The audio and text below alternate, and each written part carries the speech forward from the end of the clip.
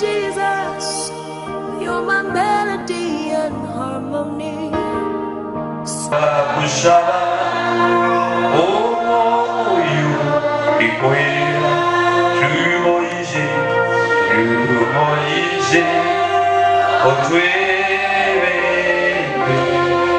yes, need to manya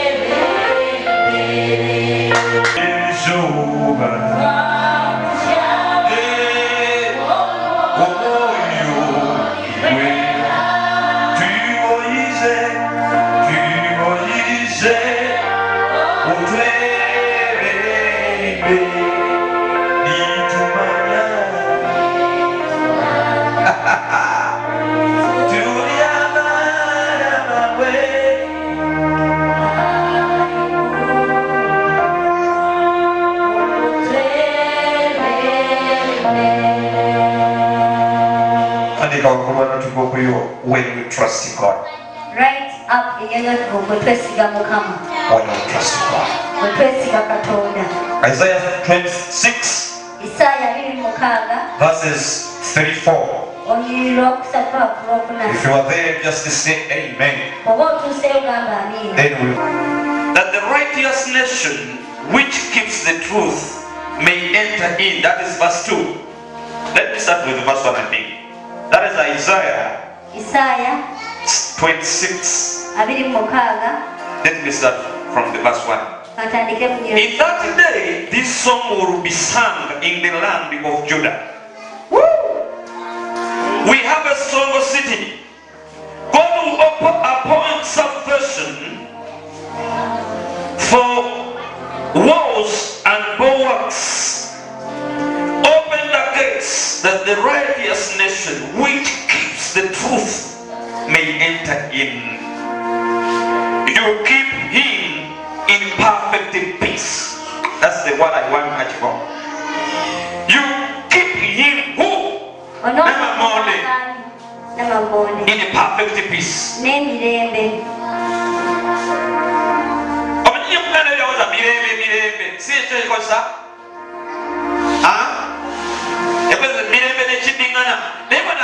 a perfect peace.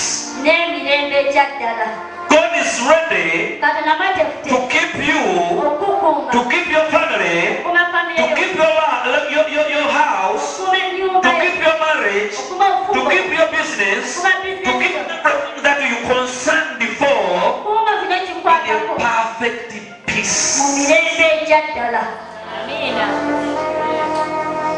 Why? Let's continue.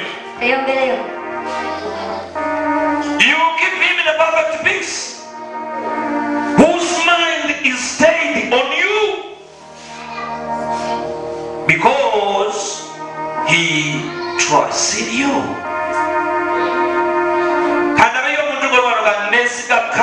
Let me see someone say I trust in God. Let me see someone say yes. All my eyes are looking at you. God is going to give you peace that you never had before. God is going to guard your heart and your heart. And whatever stress that the enemy has brought in your life. This is the last time in January. Listening. You have last seen stress in your life in January. God is going to keep you in a perfect peace. You know why? The Bible says, because you trust in him. Remember, those who trust in the Lord will never be moved.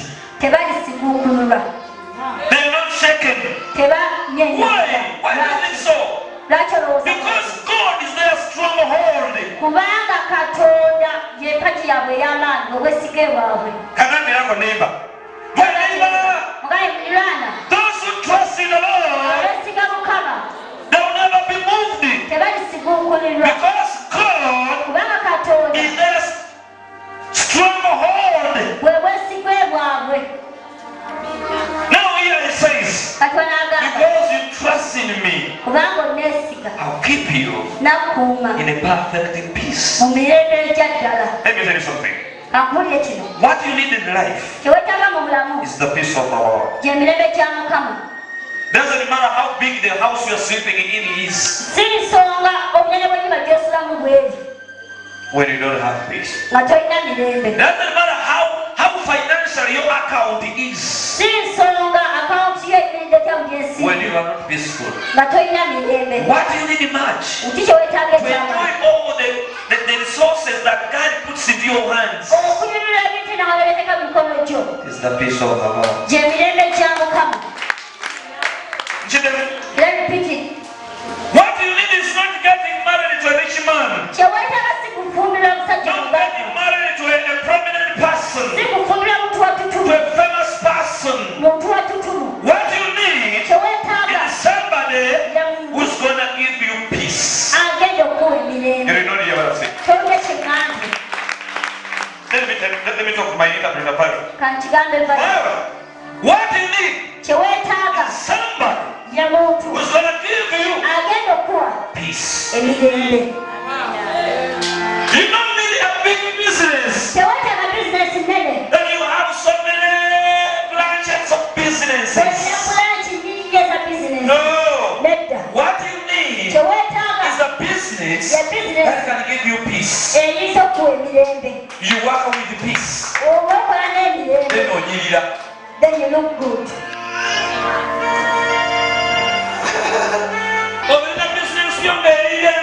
That may have your business, that's it. Small. Even your hand may say to have peace on this earth. I don't know how many years you're going to live. But what I'm praying for you, may the Lord give you perfect peace. We have seen people with good things when they are too much stressed.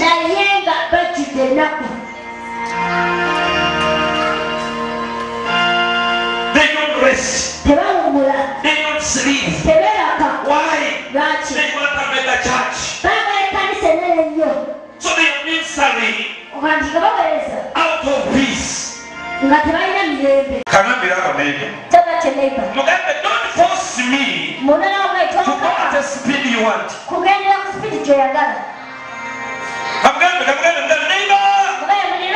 Don't force me to attain wealth at the speed you want. Let me attain slow by slow. Yet my heart is full of peace.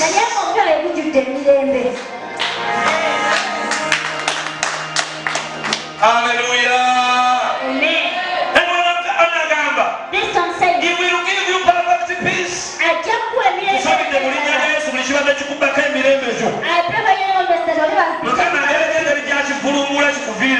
may the Lord turn it upside and his I pray the name of the Lord. May turn them. May get it away. Because what you need in life is to enjoy something. Peace. There is a scripture in the book of is it Psalms? Psalms probably. Let me go there, please. I come back here before. I'm talking about what when you trust in God. When you trust in God, He will give you peace. You know what is disturbing? You know why you don't have peace in your life? You trust on so many other things. And when you trust other things, there are a lot of disappointments. What tomorrow you smell disappointment? Who was that? Huh? I remember hearing the song saying, saying disappointment.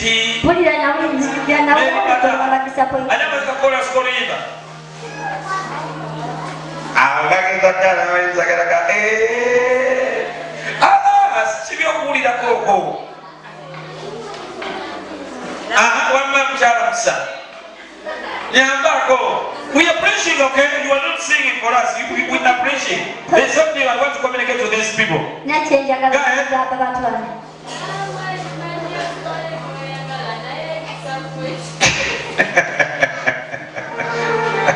She's laughing at that song. Do you know why? Yes, I can. Am I right? I got a have one bag in the car, please, in Yimbasensi. I tell you that was Zulia. Never know whatever Zulia. I never got to stay on the air and they must stay on the air as Kozakia. I don't know what to say, but I can't ask for that. That's Zulia. See you now. Now, if you want to dodge disappointments in life, tell God, in everything you want to do this year, peace should be the key. When you go to business, make a short business, you're going to put it in a way. Make that you do give you peace. Can you repeat that? Make a short children of what you know.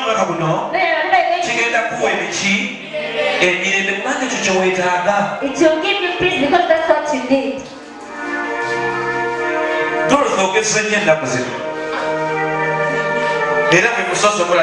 Oh my God.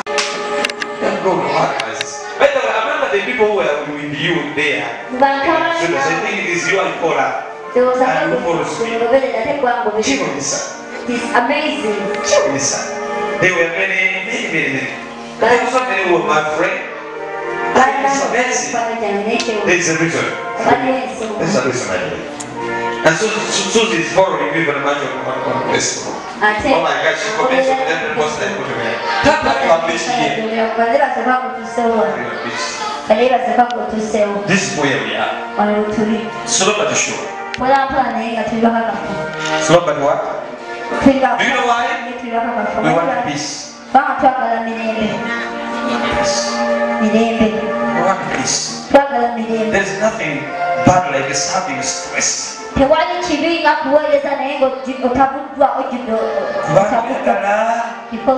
you become a liar.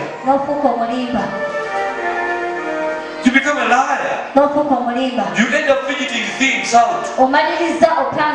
Selling tomatoes and what have you to people. Selling anointing and what have you. Why? It's something you feel you want to press on. But when you serve God peacefully, let me tell you something. When you trust in God, God will bless you. God will bless you. First of all, He will bless you with peace.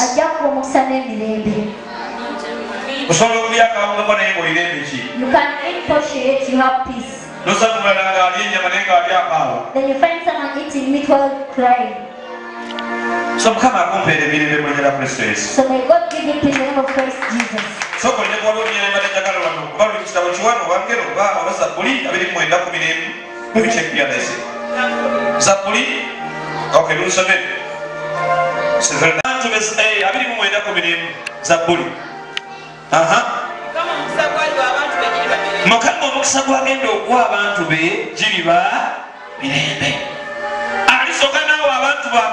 He will first give peace. What does God give people? The Lord gave people strength and they make wealth. Then He gave them peace. And they enjoy the word that has given to them.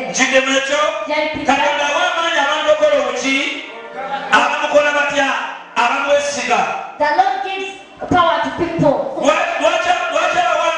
Why does He give them the power? And then they make wealth.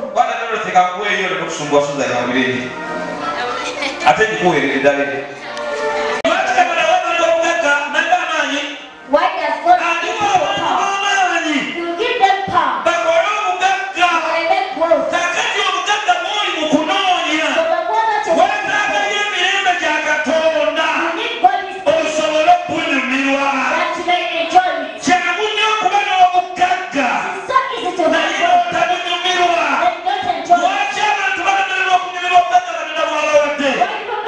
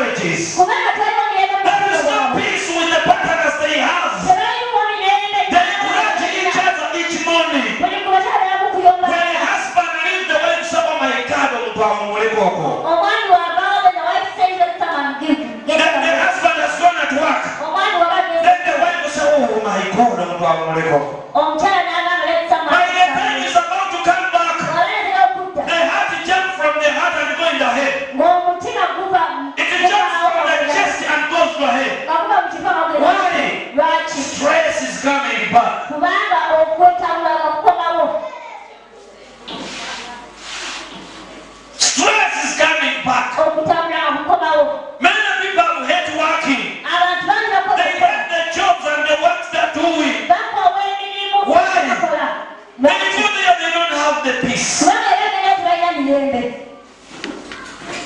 Ask your neighbor, my dear, if you want to enjoy this year, you need the peace of God. Should be peace. God is going to bless us this year abundantly and beyond our measures. But what God calls us to enjoy the peace. Nkusabidde mu linnya lya Yesu buli kyogenda okukwatako na buli kyogenda okukola na buli kyolowoozaako kibeere nga kigenda kuwa emirembe.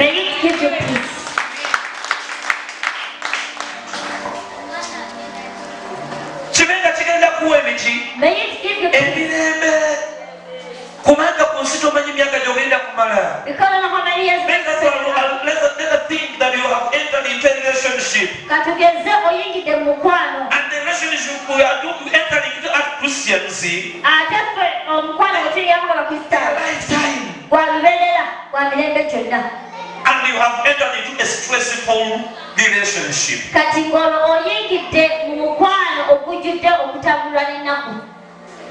Think about all of that.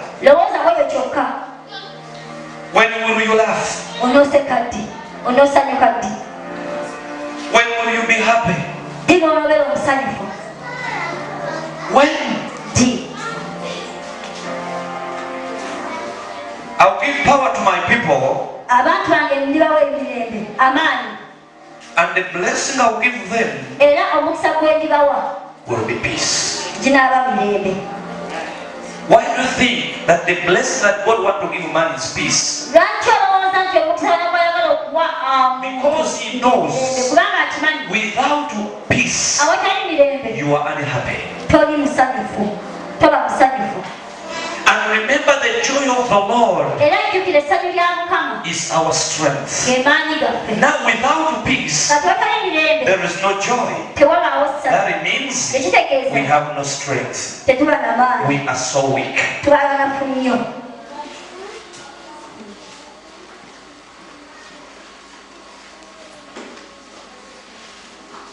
Praise the Lord. And only this peace can come to you when you determine and decide to trust in the Lord. Because people are full of disappointment.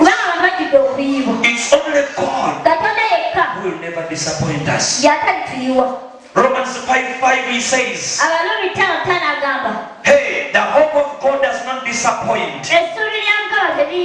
The hope of God, the trust of the Lord, He does not disappoint. As long as you have put love on Him.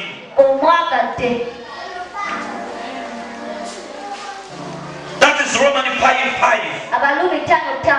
His hope does not disappoint. Why? Because His love is poured into our hearts by the Holy Spirit which we were given.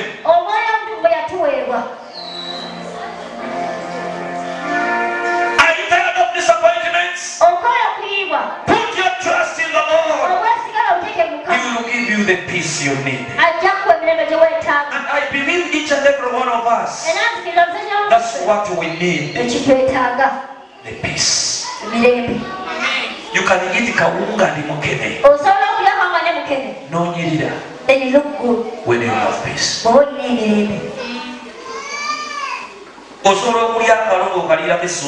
You can eat kalo with greens. With greens. When you have peace, and nobody can notice that. But without peace, they can bring you fish every day when you are sleeping every morning. Believe with me. That's why he says, I'll give people strength. I'll give them power to go and work, do businesses, to go and get married, to go and work, to produce children. I'll give them power. But things was done they need peace. Amen.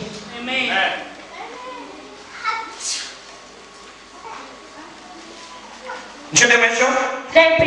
Things concerns with blessings. You need peace. You need peace. I've seen people stressed.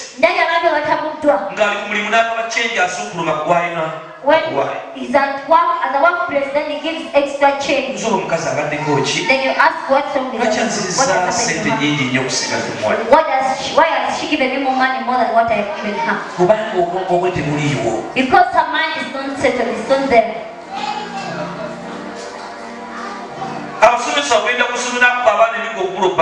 Teachers go to school to pay children. Unusually, yet they've done nothing to her. Because she left home when she had already lost hope. Sorry, peace. They have gone in the office, they did some allowances. They did some they did some areas. And they have given them stories. They have to come back in the class and teach. And the kids are disturbing them.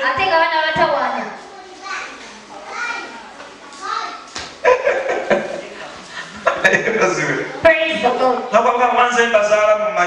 Then you say, if it's people get back, you just why? Peace. Now remember, you need peace. Okay, do you know that you need peace? That's why I hate people who stress me. I want my peace, please. If you want to become my enemy, be a person who wants to choke my peace. Be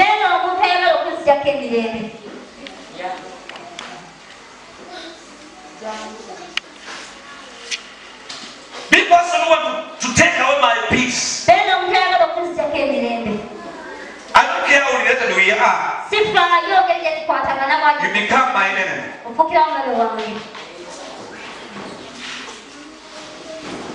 Why? You can't be in the spirit and minister in the spirit when you are stressful, when you don't have the peace of God. Because you want to connect to the heaven, your heart must be free out of stress.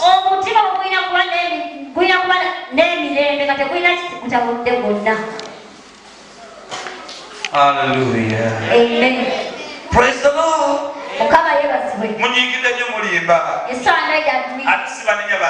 And yet I don't blame you. As I'm sitting here, take pictures how someone stressed you the whole night. How someone make you uncomfortable. Then you feel sorry, then you said to truly need peace. Before this service, may the Lord bring peace in your heart.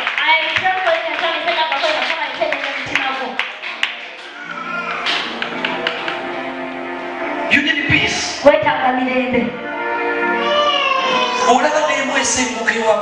If a dog can leave a home, migrate to them. It can migrate and go. If you're making it as something, a dog can migrate. And what is all of that? And it goes to neighbors. It can migrate and go to the neighbor's home. It's also connected to one neighbor. I pray for you. The Lord give you this year. In the name of Jesus. I know that there is no one who cannot put on weight.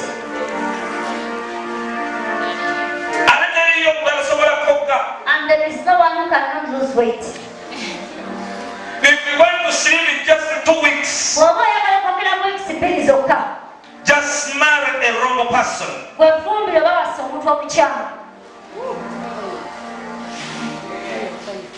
You did not hear that?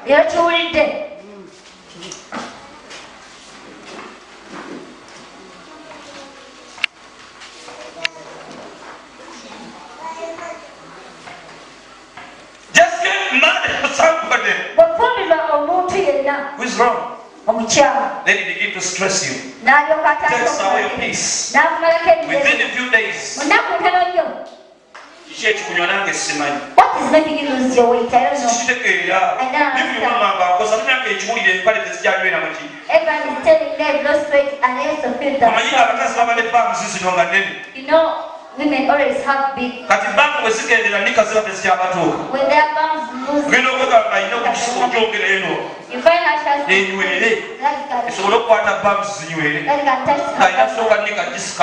she has to first pull up the knicker. Praise the Lord. Why?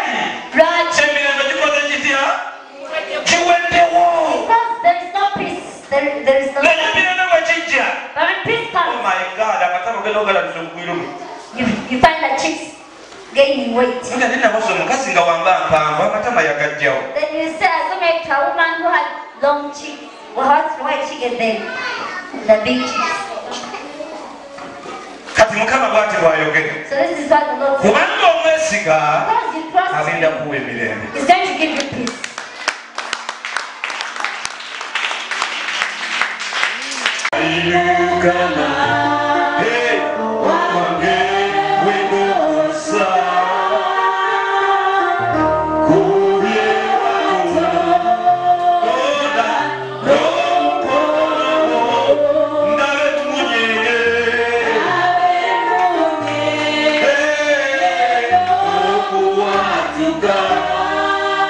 Yes.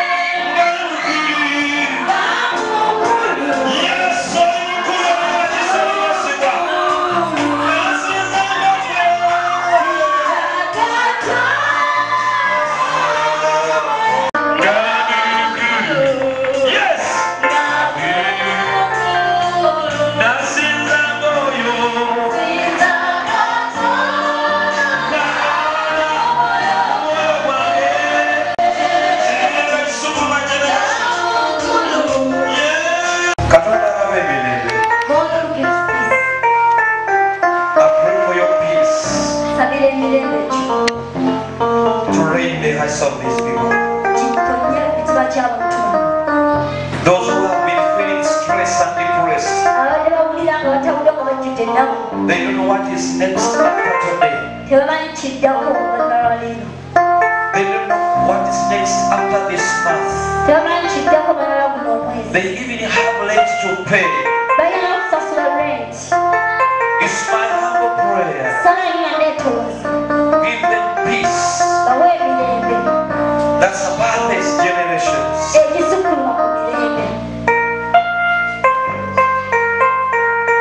For your holy glory. These are your sons and daughters. They deserve your peace. It's my humble prayer.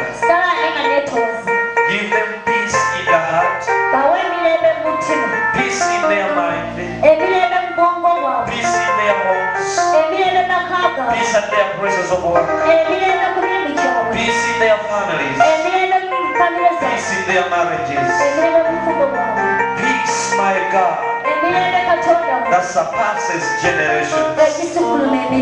In Jesus' beautiful name.